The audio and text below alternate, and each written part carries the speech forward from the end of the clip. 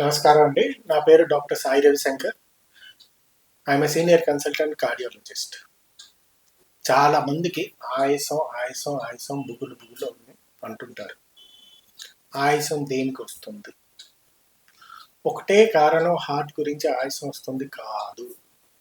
Mainly asthma పేషెంట్స్కు, COPD పేషెంట్స్కి, lungs పేషెంట్స్కి కూడా ఆయాసం వస్తుంది. నార్మలీ ఏదైనా రైట్ హార్ట్ ఫెయిల్యూర్లో ఉంటే ఆయాసం వస్తుంది.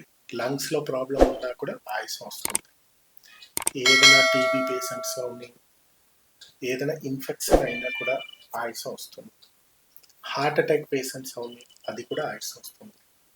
సో మెయిన్లీ లంగ్స్ పేషెంట్స్కి ఆస్తమా ఉంది, సిఓపిడి ఉంది, మాస్ ఇన్ ది లంగ్స్ ఉంది, లంగ్ క్యాన్సర్ ఉంది, వాటర్ ఇన్ ది లంగ్స్ ఉంది, బ్లడ్ ఇన్ ది లంగ్స్ ఉంది, ఎంపైమా ఉంది, ఇవన్నిట్లో కూడా ఆయాసం రావచ్చు.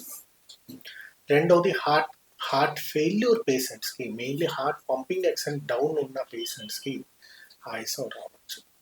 Heart failure patient, heart attack వచ్చిన తర్వాత heart pumping action failure patient, or even heart pumping action normal ఉన్నా కూడా heart failure with diastolic dysfunction, ఆ పేషెంట్స్కి కూడా ఆయాసం రావచ్చు.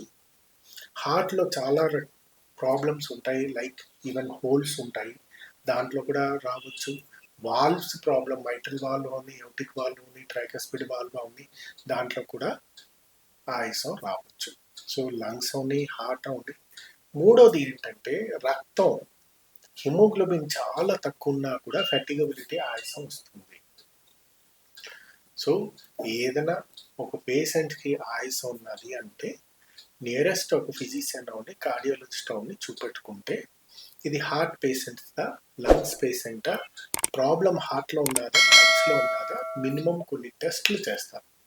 ఫర్ ఎగ్జాంపుల్ హార్ట్కి గురించి అయితే ఈసీజీ, ఎక్కువ NT-proBNP అని ఒకటి ఉంటుంది heart failure. So heart failure పేషెంట్స్కి ఉన్నా కూడా మాకు అది పాజిటివ్ ఉంటుంది.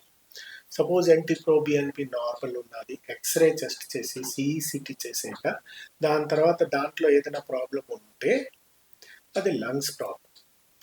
సపోజ్ ఒక పేషెంట్కి కిడ్నీ ఫెయిల్యూర్ అయ్యి బ్లడ్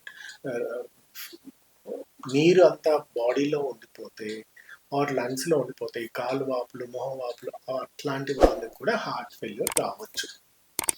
సో కడుపులో ప్రాబ్లం ఉన్నా కూడా ఆయాసం రావచ్చు, లైక్ అబ్డమినల్ ఎసైటిస్, హెపటైటిస్ అవి, లివర్ సిరోసిస్ ఆఫ్ లివర్, దాంట్లో కూడా ఆయాసం రావచ్చు.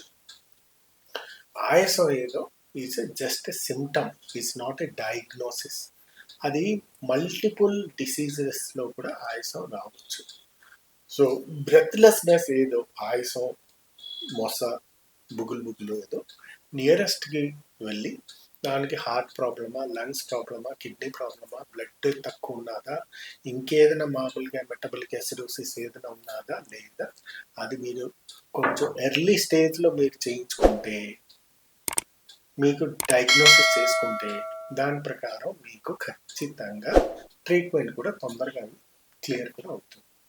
సో ఆయాసం ఉన్న PFT టెస్ట్ చేయించుకుంటే నార్మల్గా అవుతుంది. Thank you.